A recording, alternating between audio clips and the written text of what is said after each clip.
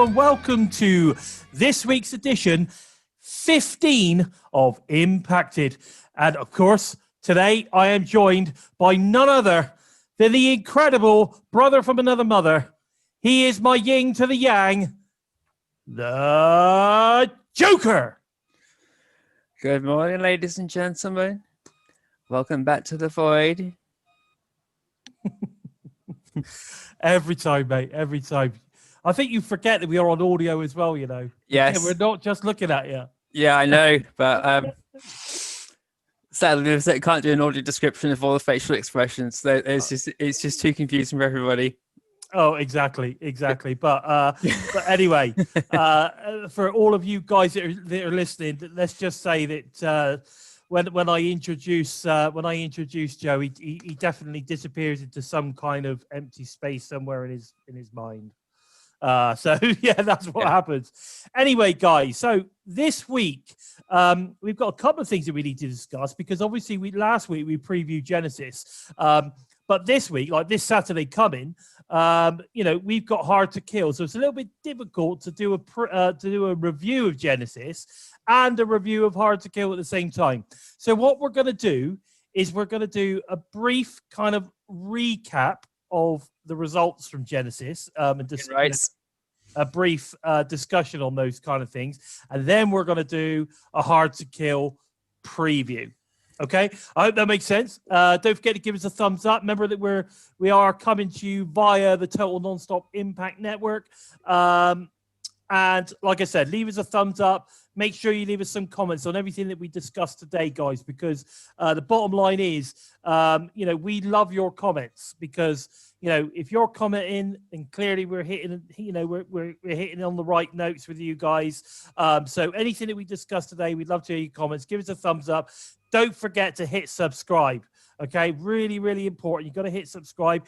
We got to 1,000 subs before Christmas, guys. Before Christmas, how cool was that for the channel? I think we're almost at 1,100. So, we're still going in that new year. We're going in the right direction.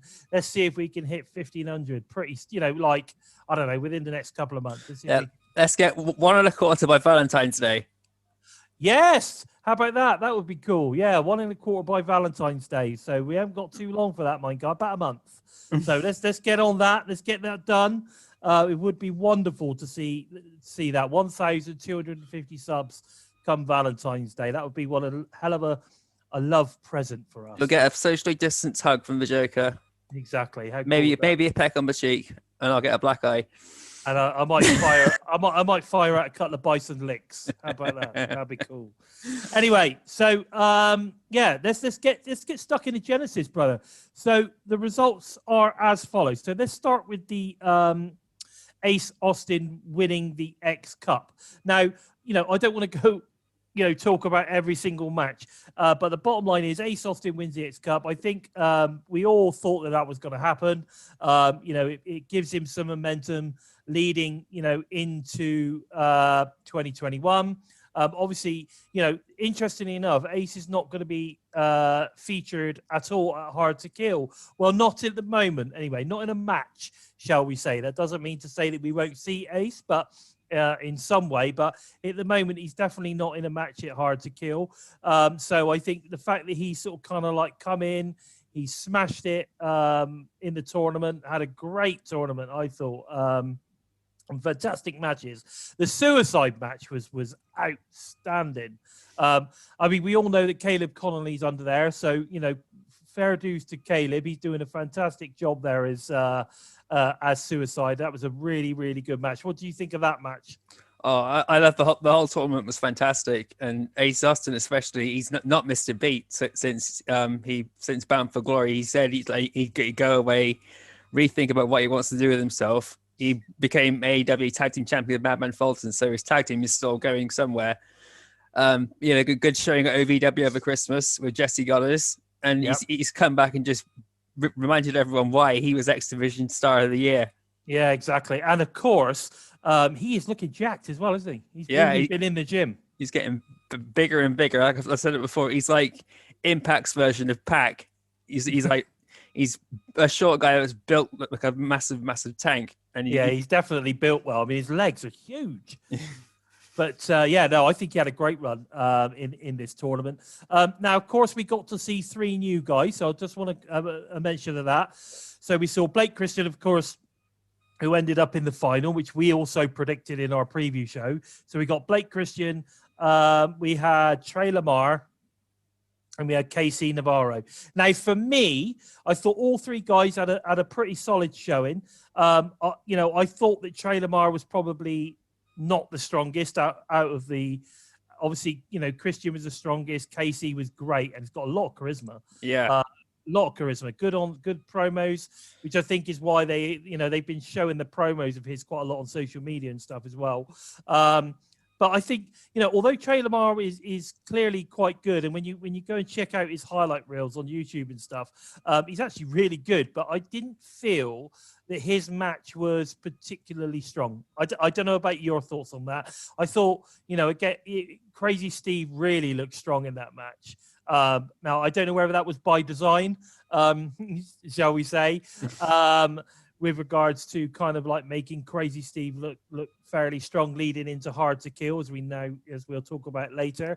But I thought Crazy Steve was really strong against Trey, and I think that was a shame because obviously we didn't necessarily get to see a real strong showing from Trey Lamar. I don't know. What are your thoughts?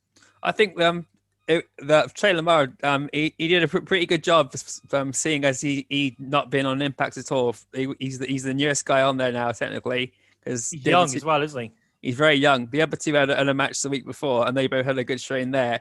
KC Navarro's promo work is absolutely amazing. He's really sold himself as he's another guy with a lot of ego, and he's all about himself. And Christian Blake, I hope he doesn't get off from Impact's radar. I want to see all 3 of these guys on the roster, along with Renee Michelle and Killer Kelly. They're all guys and girls that need to get on the roster now. Yeah, definitely. I mean, it's interesting after the final with Blake Christian and Ace Austin.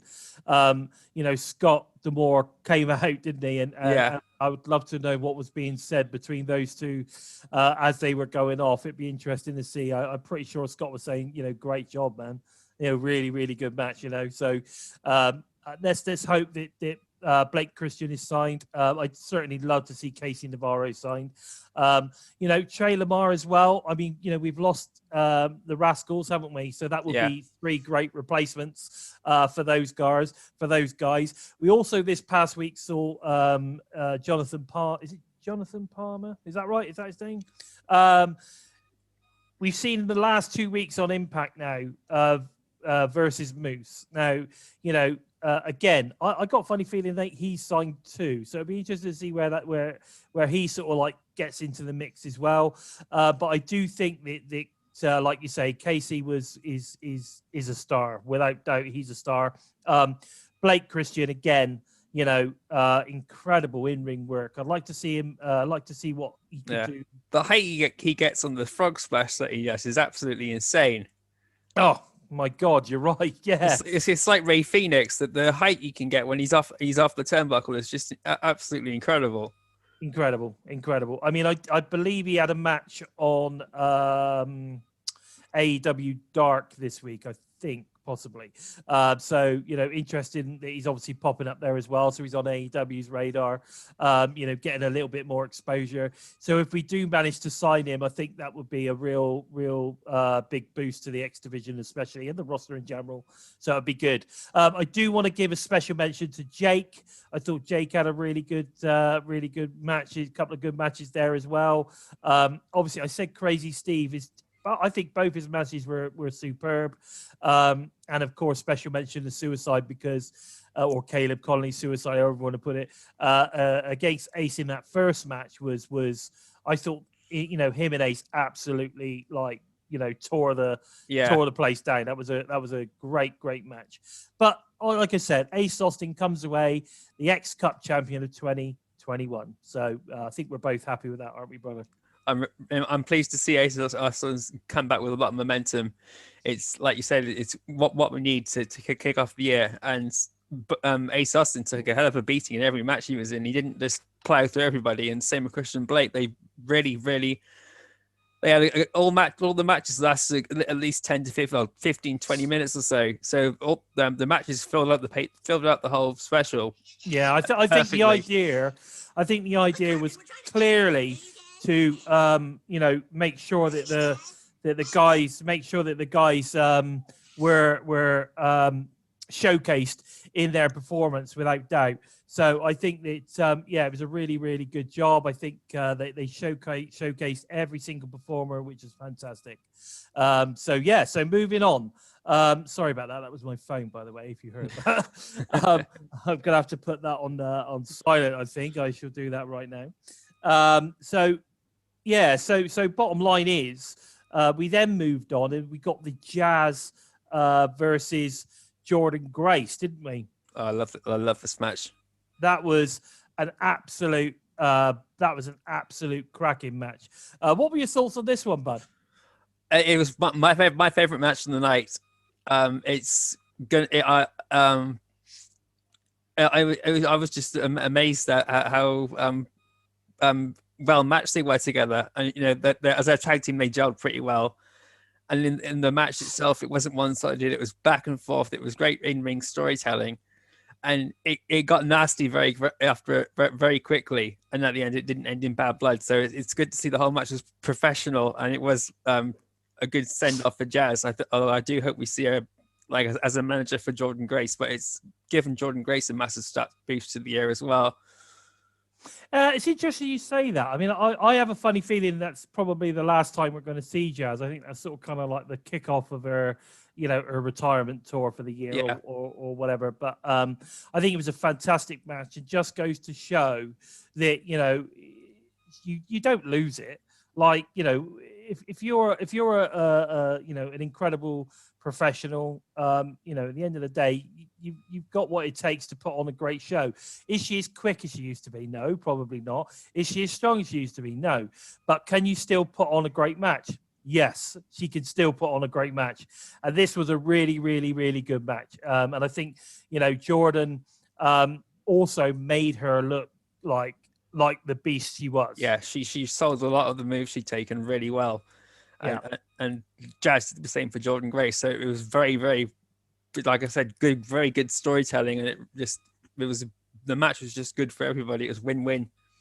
Yeah, and I think it's the perfect match to have put on Genesis as well. I thought it was great. And I'm a massive fan of Jazz anyway, because I remember her from back in the day. She was a beast. She was a beast. I wish that I carried on following her a little bit, actually, because I didn't really follow her in NWA, and I know that she was the longest reigning NWA champion, like 900 and something days or something, 922 days. She was the NWA World Women's Champion or something. I wish I'd followed her a bit more, because she's still pretty awesome. Yeah. It's going to be interesting to see where she takes her retirement tour from here. But thank you ever so much for gracing the Impact ring with your presence, Jazz. I thought you did an amazing job.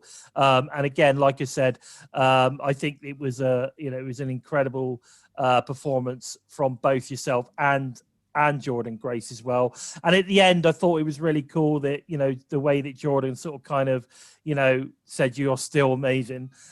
You could see her mouthing the words to her and thanking her for the match. I thought that was fantastic. So we then moved on to the main event of the evening, which was the Moose versus Willie Mack I Quit match. Now, this was pretty intense, wasn't it, Joe? This was a lot more brutal than I thought it was going to be, and it went on a lot longer than I thought it was going to be as well. I was grabbing the end of the phone. My hands were shaking because it was that exciting. It really was. I mean, I couldn't believe, I couldn't believe how good this match turned out to be. It was, Willie really, really gave him a run for his money, without doubt. We had some great stuff. I mean, that sort of, I can't remember what move it was now, but there was a power bomb or something. Yeah. Off the top turnbuckle into the Go to hell, Moose. Oh my God. The GTH from Moose. That's right. that was a pretty intense moment for me. Yeah, and of course, interestingly enough, it was Moose that said I quit. Now, clearly because he just wanted to get over what he wanted to get over, I guess, Yeah. to Rich Swann. He's still controlling his narrative. Yeah, he's controlling everything. That's all it's about. It's not about wins and losses to Moose. It's about controlling his narrative, like EC3's made him do.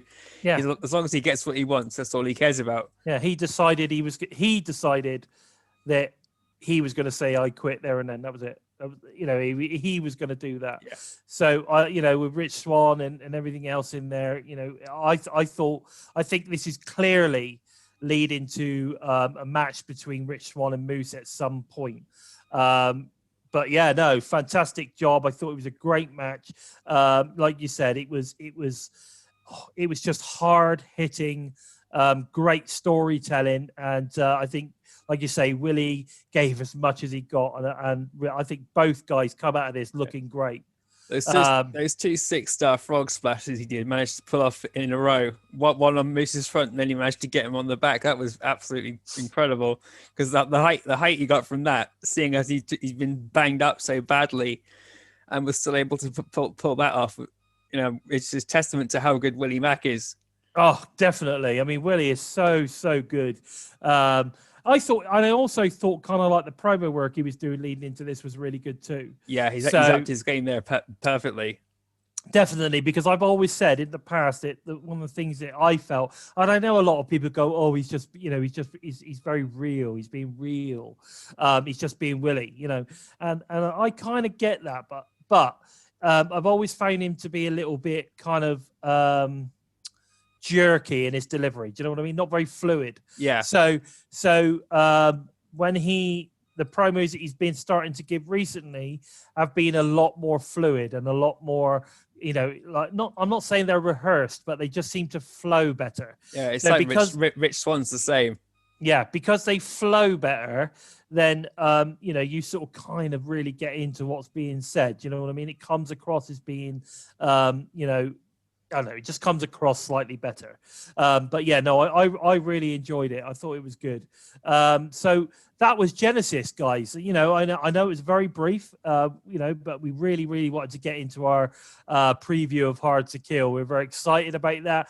I mean, this past week on Impact, we saw some great stuff, and I just cannot wait. Now, interesting enough, this past week on Impact, last week I was thinking, well, how are we going to get Rosemary or Tenille or anything like that into Hard to Kill? Because I knew that clearly they weren't, and I thought there's no way that they were going to get Rosemary just to be, by Taya's side. There's no way that was going to happen.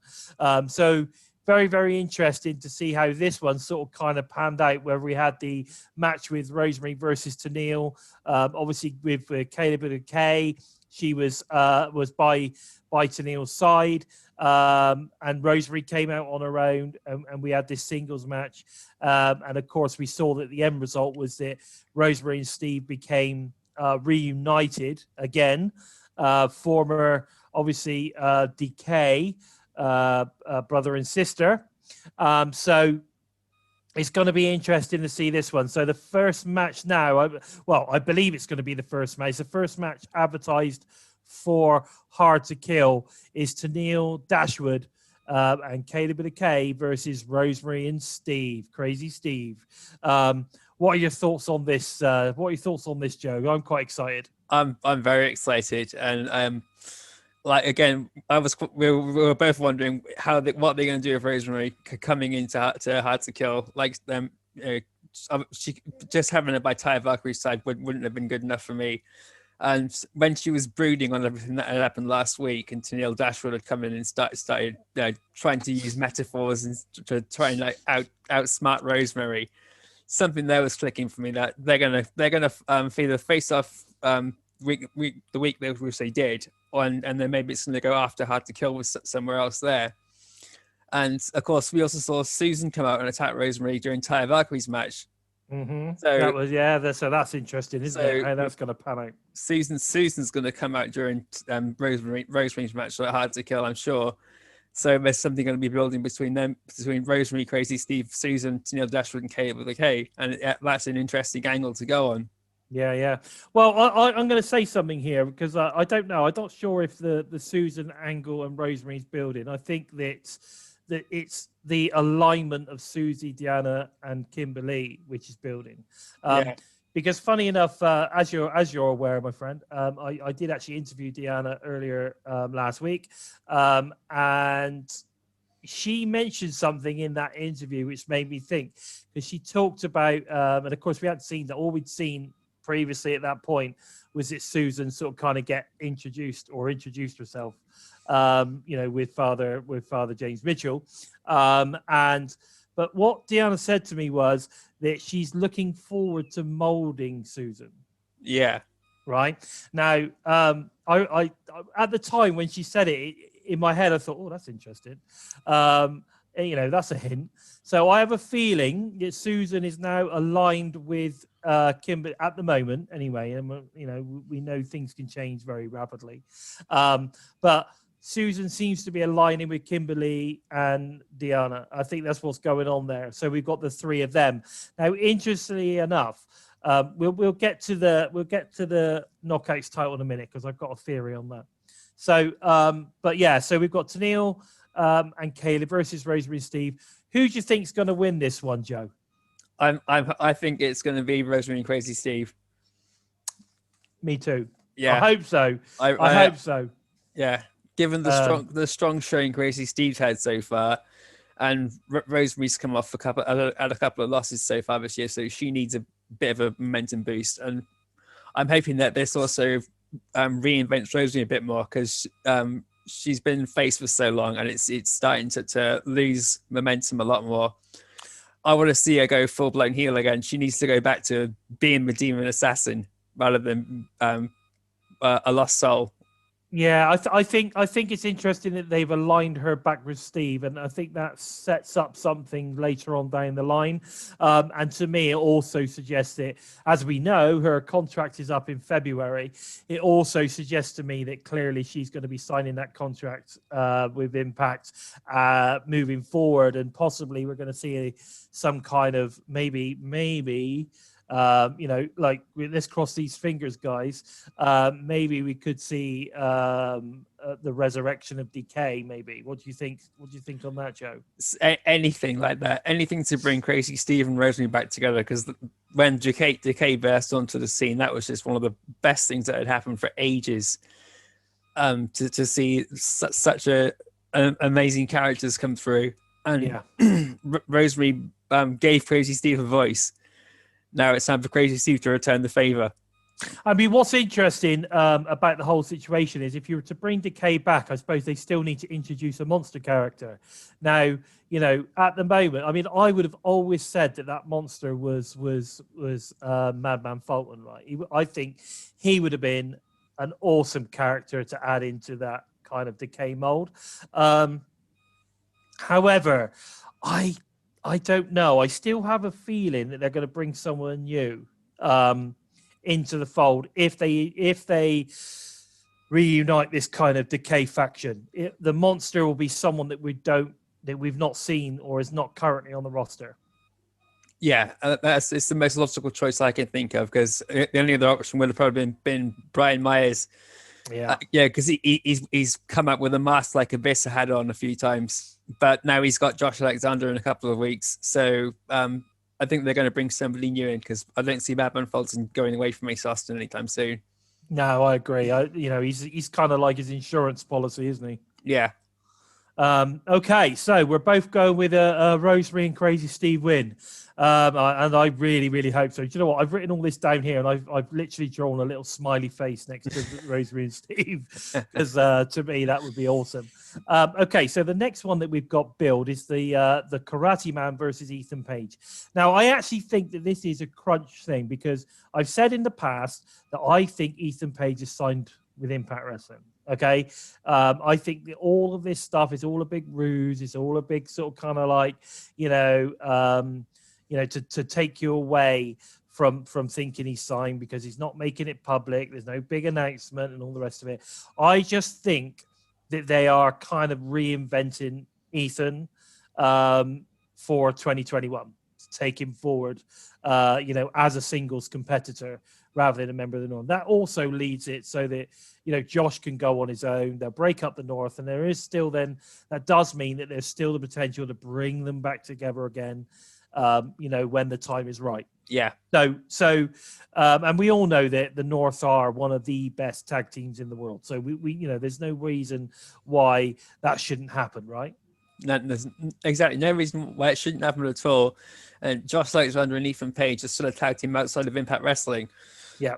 So, and if I really do hope Ethan Page is still signed with Impact Wrestling, because recently he had a massive sale of all his merchandise, which you expect to see if he's gone to the WWE, everything that they have there for sale of their assets, because before it gets all copyrighted to the company up north, which we don't want to see. But again, that's what I'm saying. He did it for one day. Yeah. And it was only the Ethan Page stuff, nothing else. It was just the Ethan Page stuff. Yeah. So what, you know, it's almost like what he's saying is that, you know, it's all this kind of, that's what he wants you to think, because that's what people assume. As soon as you start doing that, then, you know, it must be going to the E. He must be going to the E. You know, he's getting rid of all his merch. You know, we all know that if you sign with the E, then all that stuff's got to go. Exactly. However, 2 days later, he is promoting his Patreon. Yeah, and he's got the Karate Man suddenly starts to creep back in. Yeah. And I'm pretty sure it was the Karate Man that told Ethan Page to sell all of his stuff, because he's been taking all the guidance from the Karate Man. We saw that promo last week where he's when the match got announced. That was fantastic. And yeah, I thought that was cool. So, Karate Man versus Ethan Page. Now, clearly, this is going to be a cinematic match. I like cinematic matches. I think they're fun. I think they add another dimension to the show. Right. I'm not too sure I'm overly keen on them on the weekly show, but I do like them when they introduce them in the pay-per-views, and I think they need to be fairly early on in the card. They're not like for me, that's not a main event thing. You know, it's just something different, just to give you something different at a pay-per-view, which is cool. They add in all, they create more production value. The fact that it's basically the same person against each other, is going to be very interesting. And of course, in previous weeks, we've discussed kind of like how cool would it be if you had Su Yung and Susie teaming as a tag team, and like that could actually happen, and how you could do it actually in the ring.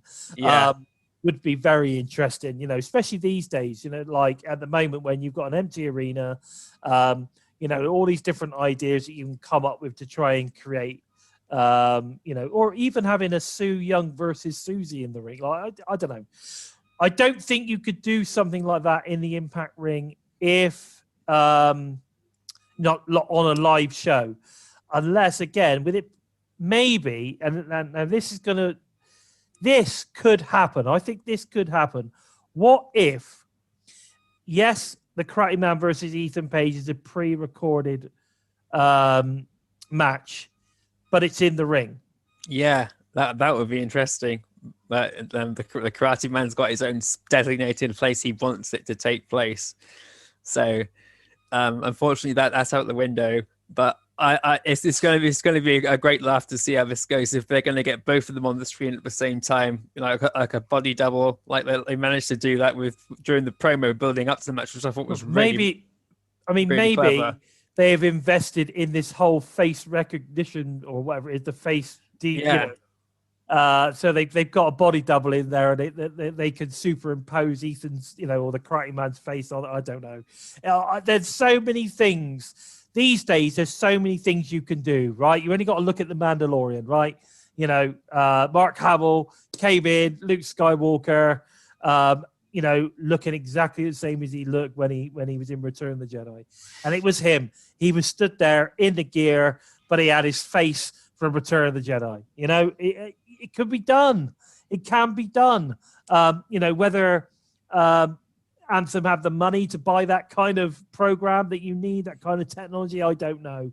But what I do know is it can be done. So it would be interesting. I really can't wait to see what they do with this. So, I do think it's just going to be a cinematic match, like you say, in a venue somewhere. It's going to be, it's going to be interesting. Is it just going to be a fun match? Or is it going to be proper? I don't know. I think it's just going to be a fun match. It'll be a good match to put in between Tommy Dreamer's match and before Eddie Edwards and Sami Callihan go together to break up the momentum, to break up their 2 hardcore matches in a row. It'll be a good place to slot it there.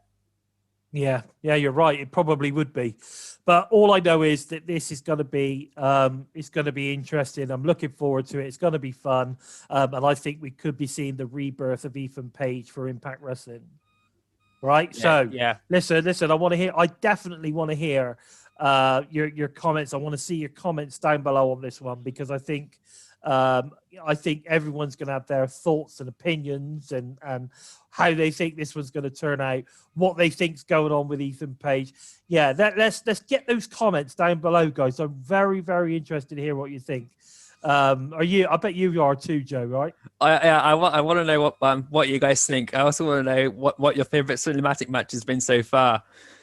To me, it's been either when Decay took on the Hardys for the first time, or when the Cody Deaner and Jake something versus AC Romero and Larry D when at Wrestle House. That was one of that was one of the best cinematic matches. It was just so comedic, and I think we're going to see a bit more of a serious side with Ethan Page and the Karate Man, but it's still going to be a jokey, gimmicky to break up all that they just tone it down a bit, because Hard to Kill is a brutal pay-per-view if you look at the card. So it's going to add a bit of lightheartedness just to ease all the tension and ease all the shock that everyone might have, especially when we come on to Eddie Edwards and Sami Callihan. It's going to be crazy. It's going to be good. It's going to be crazy, and I'm looking forward to seeing what they do with it. It's not the match I'm looking forward to watching the most, but I think it would be.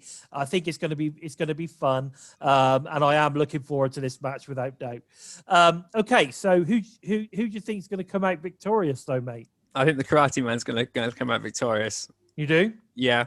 Okay. All right. I'm going to go Ethan Page, because I think this is where we're going to see. Like you say, the re-emergence of a singles competitor in Ethan. But fair enough, Karate Man or Ethan Page, interesting. Now the next build match on the card is Eric Young, Diener, as they're calling him now, and Joe Doring versus Rhino, Jake, and Tommy Dreamer. Old school rules. Now, interesting match. This is interesting match. I'm not a massive fan of Tommy Dreamer, as we all know these days. I was a big fan of Tommy Dreamer back in ECW. Don't get me wrong, amazing guy.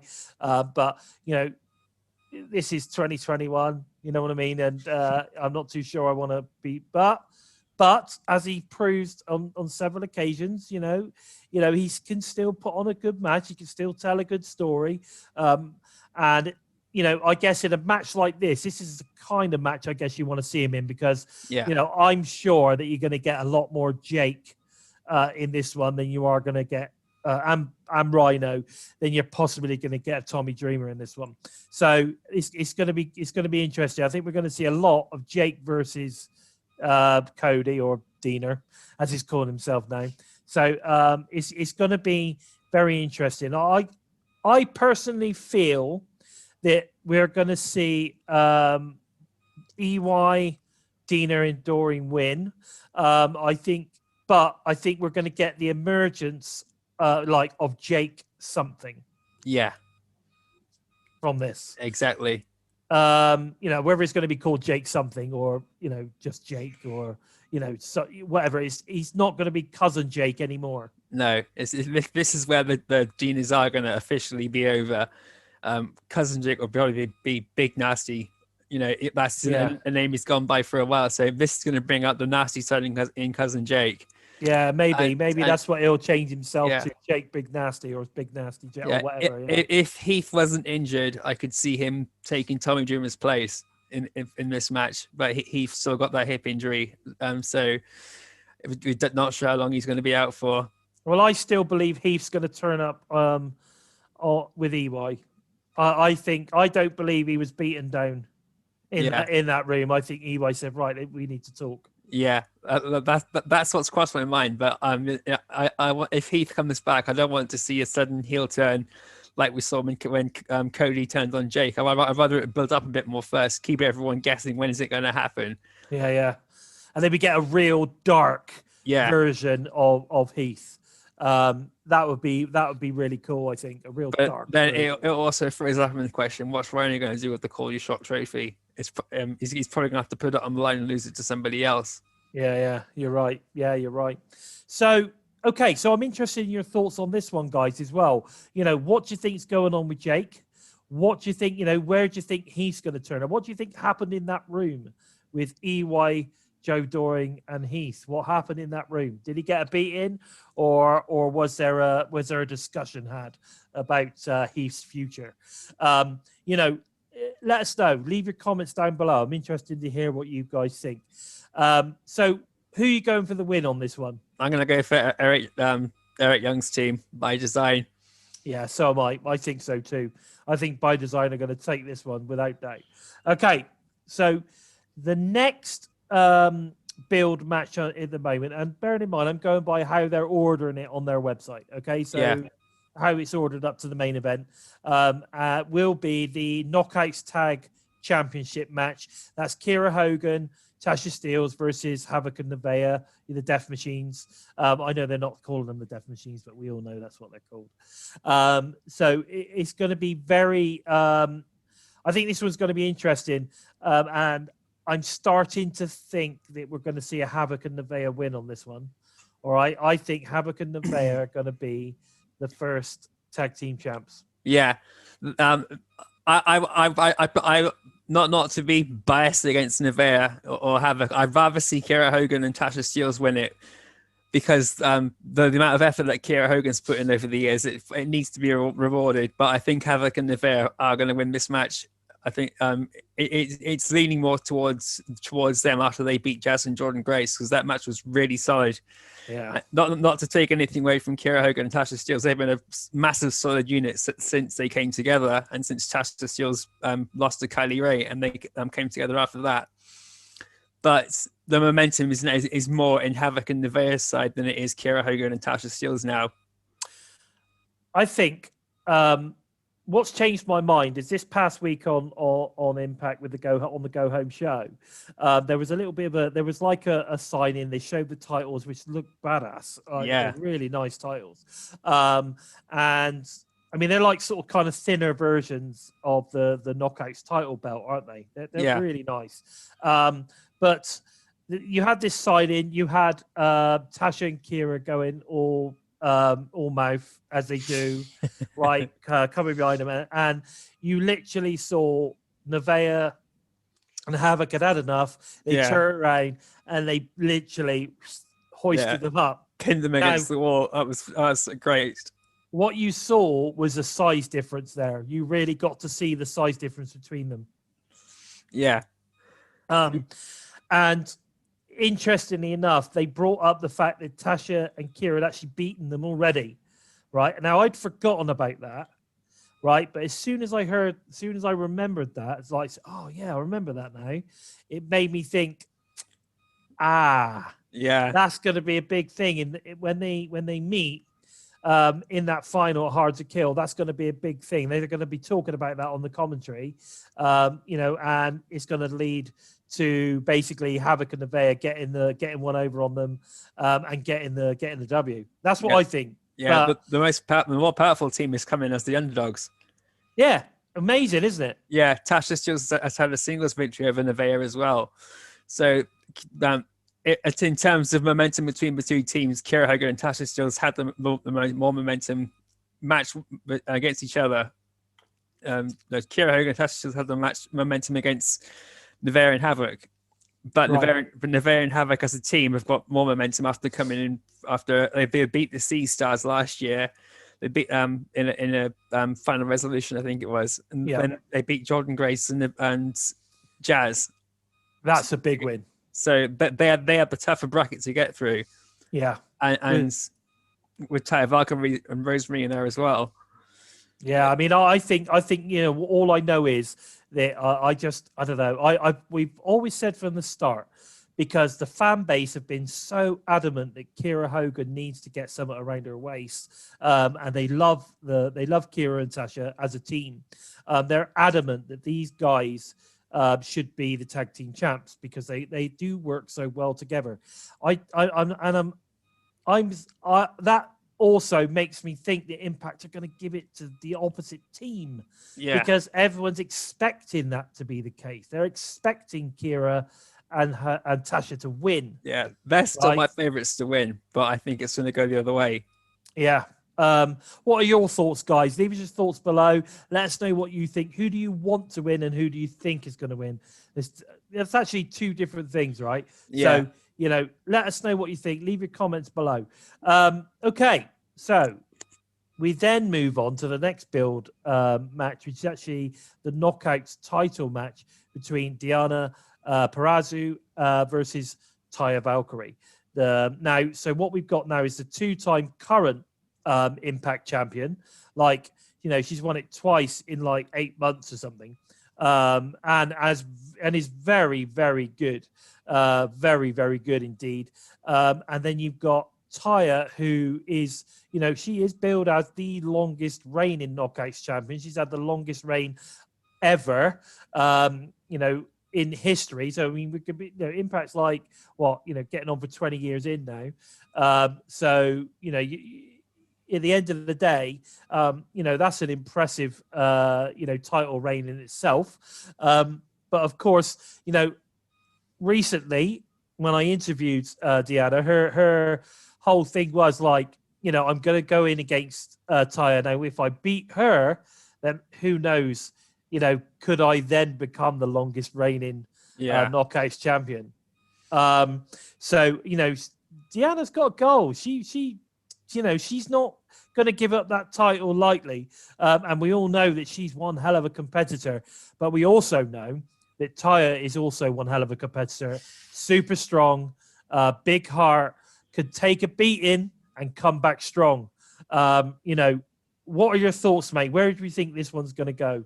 Diana Perazzo is going to get the win. That's how I see it going. I hope this isn't the end of Taya Valkyrie if Diana does win. Because we saw how she broke down after Jordan Grace beat her for the title, and that led to her and Rosemary. But Taya Valkyrie's gone through Tessa Blanchard. I think she went through Ali, Rosemary, Havoc, Sue Young. And Jordan Grace. She's been through a hell of a lot of competitors on her title run. So she's got the credentials to win it again. Big Mama. Yeah, Big Mama. That was one of the best. That was one of the best matches she had. That was amazing match. She was good. Yeah, Big Mommy versus Taya Valkyrie at Mexico. If you guys haven't seen that, try and find that one. That was awesome. Yeah, that was a great match. But Taya Valkyrie's got the credentials as well as the longest running Knockouts champion. Everyone seems to forget who she's gone through to get that. She hasn't just steamrolled for everyone. She's been through hell and back. Yeah, definitely keep the belt. But I think Diana Perazzo is going to retain the title. You mentioned when we might see Susan earlier. Yes, so I think this is where Susan might come out during the match or after the match with Rosemary as a hostage, like they did in Taya Valkyrie's match with Kimberly. Something's going to happen that's going to break Taya Valkyrie's concentration. As good as Diana Perazzo is, I don't think she's going to beat her with her ability. There's going to be some foul play. There's going to be some shenanigans, you think? Yeah, but Diana Perazzo is undeniably a worthy champion, and she's going to put on a hell of a match. Well, this is the thing. I honestly believe that obviously when Deanna comes out, she's going to have Kimberly and she's going to have Susan by her side. Yeah. Definitely, ringside, okay?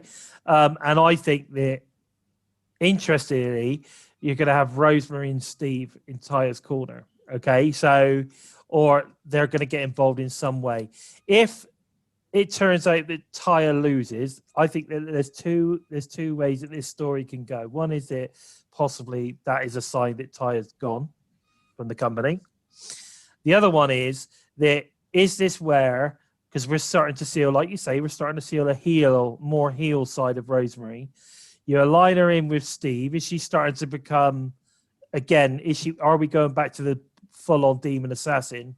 Could she then like recruit Tyre into a new version of Decay? That's how, if Decay was to come back, I prefer to see it that way rather than Two Men and Rosemary. I'd rather see it now because the Knockouts tag titles are there. It would be a better platform to have Two Women and Crazy Steve as a unit instead. So the previous incarnation was that if there was a tag team in there, it was Steve and Abyss, wasn't it? Yeah. Right. So like Rosemary was sort of the leader and the insurance policy or the backup. So this time, could it be that Steve is like the insurance policy and the tag team is Tyre and Rosemary? Yeah, that would be good, and also be good for Crazy Steve as well. He's fantastic in the ring, but to see him in more of a managerial role as well as an in-ring competitor, like we saw with Rosemary when Decay was first there, it's a lot more versatility for Crazy Steve, and it keeps him on the spotlight a lot more. I still believe Rosemary would be the leader of the team, though. Oh, obviously, Rosemary would be the leader, but Crazy Steve will be there to She's the daughter of darkness, mate. Yeah. You know, she's the daughter. There's no way that she wouldn't be leading the team. She's got the devil on her side. Oh yeah. So that's what you've got to remember. You know, she's got the shadow. So you've got to remember that. So, I'm unsure on this one. Okay, but I am going to go with Deanna because I think that the Impact are really investing in Deanna at the moment, and so they should be. I mean, like you say, you've got Tyre whose contract's coming up. You've got Deanna who's now on a 2-year deal or whatever it is she's on. So who you gonna invest in? At the moment. Yeah. So I definitely think that Deanna's going to be the one that walks away with a belt. I do think there's possibly going to be some shenanigans going on somewhere along the line. And I do think we're going to see Susan and Crazy Steve getting involved in some way. Whether, like you say, whether that be, I don't know. I don't know. I've got no idea how they're going to do it. I just have this feeling that these guys are all going to be involved in some way. Leave us your comments, guys. Let us know what you think. Is going ahead with this one. Who do you think is going to win? You think Deanna's going to walk away with the title? Continue, and retain the title, or do you think Tyre is going to become the new Impact Knockouts champion? And do you think we're going to see Steve? Are we going to see Rosemary involved? Are we going to see Susan and Kimberly? Where do you think this one's going to go? When you start adding in more pawns and more pieces to the jigsaw puzzle, anything can happen, right? Definitely. Yeah, I want to know what your guys' fantasy booking is for a revived version of Decay or any stable between Tyre, Valkyrie, Rosemary, and Crazy Steve is how I see it more likely going now. But I want to know what you guys think. Yeah, definitely. I think it's going to be extremely interesting. Or like you said earlier, maybe someone from the outside coming in that we haven't seen before. If it was to be Crazy Steve and somebody else as the main roster there, but then there's no stopping it being a four-person team. Yeah, without doubt. Who knows? Who knows where we're going to go with it? Let us know, guys. Leave us a comment. We love reading them. We love replying to you guys. So please leave us a comment. We'll then move on to the X Division Championship. Now, this is going to be an interesting one too, which is obviously, Satur Bay, Chris Bay, Rohit Raju, and obviously the current X Division champion, Manik. Now, I think this is going to be an absolute stonker of a match. I could potentially be a stealer. I still think that Deanna and Tyre, that match is going to be one hell of a match, as is the funny enough, I very much geared towards the female matches again because they always deliver. Yeah. So I'm thinking that the Knockouts Tag Championship match is going to be a barn burner as well. But I do think that this one has the potential to be, it's going to be fast. We know that it's going to be fast. We've got 3 X Division guys, all really, really good competitors, fantastic at telling the story in the ring, very, very capable guys. You know, but I think that Chris Bay is going to come out on top. What are your thoughts, Joe? Yeah, I think Chris Bay is the one to watch this year, and so I think Chris Bay is going to come out with the win. Rohit Raju is going to put on a good showing in this match. For me, he was X Division Star of the Year for me last year, and he's still underrated, which is going to play in his favor a lot more than anything else, because everyone still thinks he's not up to the job because of how he's got himself into the match and how he won the title in the first place. But this match could be match of the night. This match, it's going to end up starting off with Rohit Raju trying to unmask Manic to see if it's TJP and then get it into a singles match. But Chris Bay is going to take advantage of that and possibly pin Rohit Raju rather than pin Manic. Yeah. But I do see Chris Bay winning, and I do see a lot of high-flying offense, obviously, and a lot of technical ability from Rohit and Manic is in there. It's going to be a great versatile match. It's going to be one that if you blink, you're going to miss something very important. Yeah. I mean, it's going to be a great match. No matter what happens, it's going to be a great match. And like I said, I think we're going to see a new X Division champion, Chris Bay. What about you? Who do you think? Maybe Rohit? I think Chris Bay is going to win the match. Yeah. So we're both on the same page on that one. Yeah. What about you guys? What do you think on this one? Again, like I said before, all these different matches, leave us your thoughts, leave us your comments. I'm very interested to find out what you guys think on all of these matches. But this one, like I said, I think it's going to be Bay, but it is a difficult one to call, and I do think it's going to be a contender for match of the night. I think it's going to be fast, technical. It's going to be a great match. I mean, all three guys in this match are so good at what they do. It just can't fail. Even on a bad night, it's going to be a good match, right? The tag match they had with Suicide and Manic versus Rohit and Chris Bay was awesome. That was probably the best match of the night for me. Last night, this morning for me, I watched it at 1 o'clock in the morning through to 3 in the morning after watching Genesis. So like 4 or 5 hours of Impact Wrestling back to back. So I'm pretty burnt out. Sounds good to me, my brother. Sounds good to me.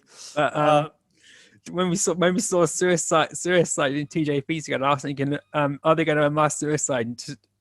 No, like we did before. But Chris Bay got the win.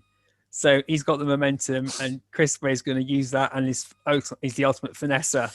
See, there's another opportunity where you can use the face thing, isn't it? Yeah. Because you could unmask him. You know, it could be Caleb Connolly, obviously, but you could take the mask off, and it could be AC Romero's face. Yeah.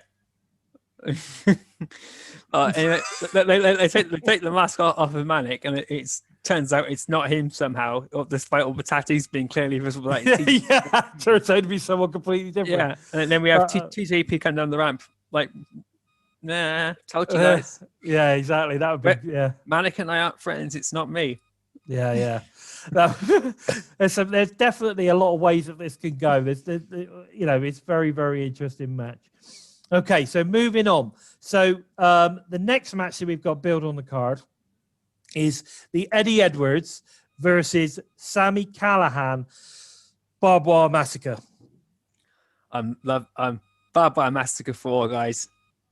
What needs to be said? This is going to be awesome. Yeah, I think this is going to be the most. I think there's going to be blood. There's going to be blood. There's going to be sweat and tears. There's going to be Alicia Edwards going to get involved somehow. Oh, God, blimey, I hope not. I don't want to see Lish involved in this. I don't see her getting cut by barbed wire, but I do see Alicia Edwards obviously coming out to try and help Eddie. Maybe take a power driver or two.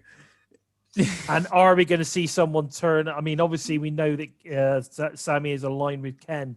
Are we going to see Ken turn up as well? Yeah. Get involved in this. All I know is that it promises to be the best Barbed Wire Massacre to date. They are promising it to be the best Barbed Wire Massacre, to date.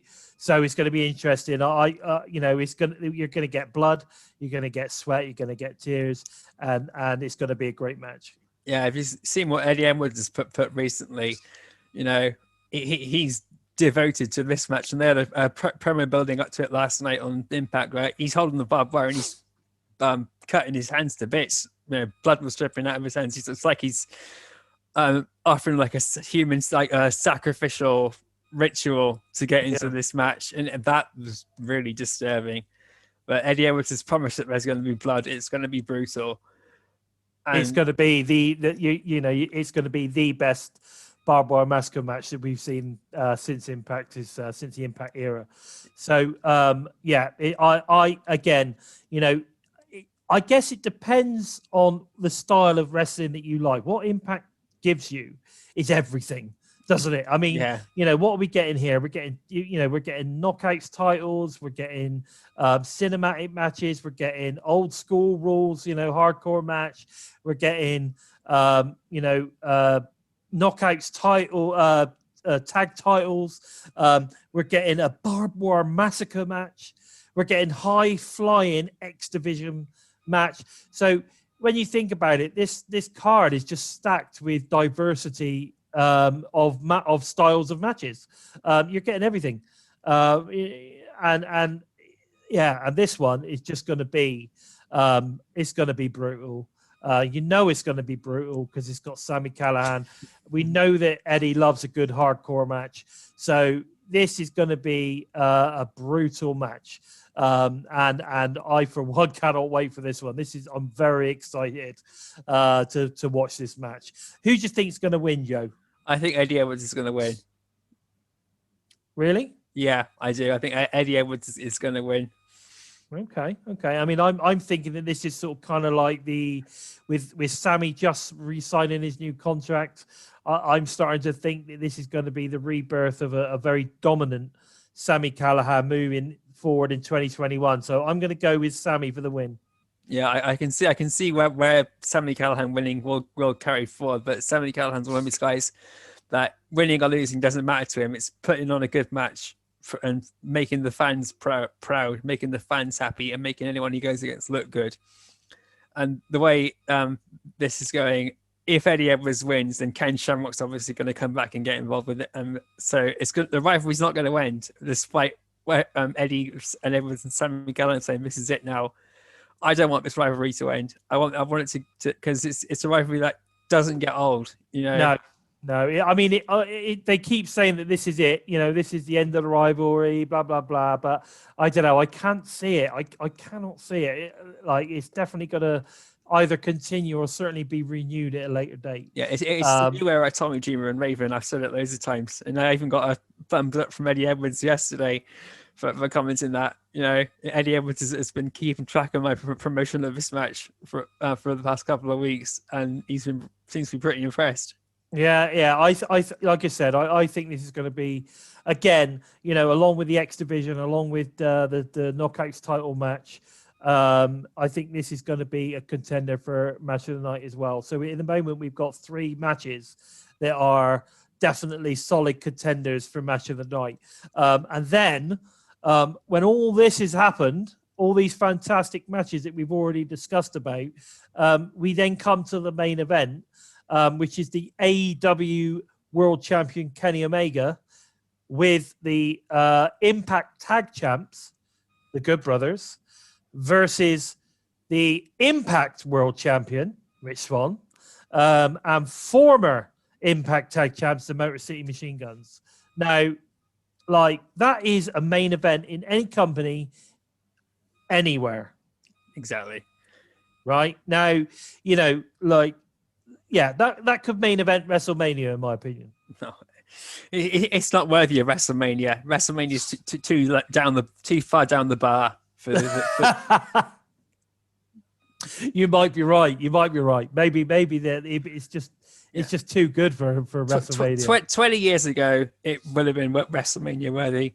20 years later, this is Impact worthy. This is AEW worthy. We're in the new era of wrestling now, guys. Kenny Omega coming across. The way they built that from AEW, and this is just looking at the highlights and the promos that they've shown. Yep. I've still yet to catch up on it. The way Don Callis has been the invisible hand, as he always has been. He got Joe-ker and Omega together in New Japan. He helped John Moxley get into AEW along with Chris Jericho. Chris Jericho got Moxley in. Don Callis also got him in. Kenny Omega's Don Callis' baby, and I think during this match we're going to see the Young Bucks as well. I think we could see something going on there because obviously they've united the former Bullet Club members. So you know, I mean, they're referring to Bullet Club, but I don't think they're calling themselves the Bullet Club. So they've referred to the fact that they are, you know, they are Bullet Club because it's Bullet Club for life at the end of the day. Yeah, But I don't think they're calling themselves. I don't think they're calling the faction the Bullet Club as such. But it's good to see that these guys, you know, are back together. They're going to take the world by storm, and it's going to be, yeah. I just think how amazing is it that we are going to see Kenny Omega, the AEW World Champion, in an Impact ring on pay-per-view main event in Hard to Kill. yeah. Like, you know, whoever thought that would happen? And that is the amazing thing about what's happening currently in the wrestling world, isn't it? Yeah, exactly. And Kenny Omega's needed a strong showing in the ring since going to AEW. He's not been had the most fantastic set of matches from what I'd seen. Well, you say that, but I think the Ray Phoenix match and the John Moxley matches were Yeah, good. I'm sure those were fantastic. But the early stages there, they seem to be not sure where they wanted to go with Kenny Omega. So Don Callis getting involved, you know, and Tony Khan finally agreeing that yes, you know, the Young Bucks are pushing for this since AEW came into incarnation, that we need to start working with other companies like Impact Wrestling. We can't just go with Japan. We can't just go with Mexican companies. We need to work with guys in the States and guys in Canada. Yeah. So the Young Bucks have done a great job in getting this partnership together. And now it's going to start paying off, and we're going to see where. And I think this is going to be something that's going to go throughout the year. AEW and Impact are going to go back and forth for, you know, Tony Khan's even called more superstars to come in to try and take on his roster this week. Yeah, we saw that was on the latest paid advertisement. Yeah, no, I like all of this. I think the way that it's all built up, it's also making AEW the heel company. Do you not think? Well, it certainly is to the Impact fans because of the way that they're talking about Impact in a very derogatory manner. So, you know, and I think that's exactly what's being created here is the AEW, the you know, the big bad boys. Yeah. You know, and Impact are going to become the face promotion, if that makes sense. Yeah. So yeah, it's going to be interesting, you know, where we go from here. Do you have an idea of who's going to win this? I think Rich Swann and the Motor City Machine Guns are going to win. And then we're going to see the Young Bucks come in after the match is over or during the match, if Rich Swann was to lose the match. But I think Rich Swann and the Motor City Machine Guns are going to win. Okay. And then the Young Bucks are going to come out and attack them like the Good Brothers did to John Moxley and Ray Phoenix after that match we had recently on AEW. It's going to be... that could happen. Yeah, no, that makes sense. And of course, that could then set up some kind of Motor City Machine Guns and a Young Bucks match, couldn't it? That match is inevitable. So it's great. It's a great way to get the ball rolling there. Yeah, definitely. Now, see, this is the thing. Now, I could see Ace Austin coming in during the X Division Championship match, but what if? Right, the Young Bucks came in, like you say, at the end of the match, attack there. So we end up with a beatdown going on with Rich Swann. But what if Ace Austin and Madman Fulton do a run in to help out the Guns and Rich Swann? That would be interesting. That would be a very interesting angle.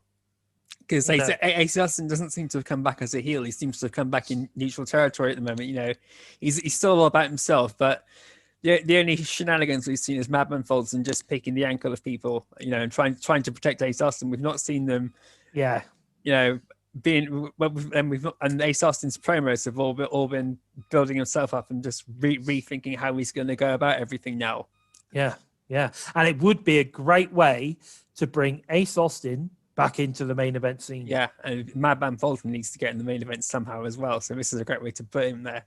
Yeah, that was my thought process on that one. What do you guys think? You know, like I said, like I always say, please leave your comments. We're very interested to know what you think. You know, it's whatever happens, it's going to be one hell of a main event. You know, you've got 6, you know, world-class wrestlers in that ring. And they're gonna really put on an amazing show. And like I've said before, I've sort of kind of promoted it recently that this main event, you know, is worth the pay-per-view money alone. right? Definitely. And when you start adding in, you know, a Barbara massacre, you start adding in, you know, the Knockouts Championship, you start adding in the, you know, crowning the new era Knockouts Tag Champs. You know, you've got, you know, you're getting to see the possibility of a Rosemary, Steve, Stroke, Decay kind of, you know, being reunited.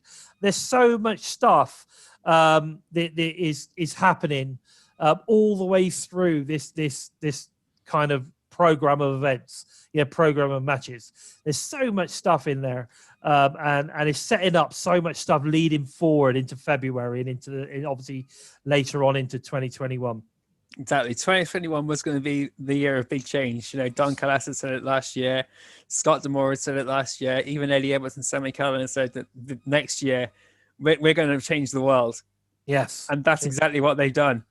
Yeah, definitely. So I, myself here, and I know that Joe feels exactly the same. You know, if you've not bought your pay-per-view, not Hard to Kill for this Saturday, get yourself on Fight app, get it booked on.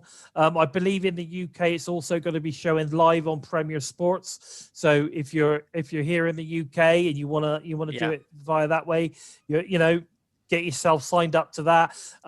You know, it's going to be one hell of a show. And I think if you don't sign up, if you don't watch this show on Saturday, you're going to regret it. It's going to be it's going to be one of the best pay-per-views of 2021, and it's going to be in January. And people are going to be talking about this one in December. It's going to be hell of a pay-per-view. You need to make sure that you sign up to watch this one. And you know, I can't wait. I honestly cannot wait for this one. I'm so excited. It's crazy. I bet you're the same, Joe. I'm buzzing. It's a great way to forget about 2020 and to move forward. It's just Exactly to watch this. Yeah, definitely. You're right there, my brother. You're right. So that's pretty much it, guys. That is our kind of preview for this weekend's pay-per-view Hard to Kill. Like I said, we think it's going to be amazing, and we're cannot wait to watch it. I hope you guys have enjoyed our preview. We're going to do a review of this next Wednesday and get it out for next Friday. Like I said, always give us a thumbs up. Leave us a comment. Make sure you sub the channel. We're trying to get to 1,250 by Valentine's Day. I know we could do this, guys. I know we could do it. So don't forget, if you give us a thumbs up, we get seen by more and more people, so more and more people could sub the channel. Thank you so much for your support so far. It's been absolutely amazing, and we're really looking forward to 2021 of wrestling. It's going to be a fantastic year for wrestling. Forget the pandemic, forget 2020. Let's move on, guys. Let's hit 2021 with the first pay-per-view of the year. It's going to be absolute barn burner. I can't wait. So don't forget that Impacted is available via the Total Nonstop Impact Network on YouTube, Spotify, SoundCloud, iHeartRadio, iTunes, wherever you listen to your favorite podcasts. We are there. So absolutely superb. So I've been Bison. That has been my brother from another mother, the Joker. And this has been Impacted.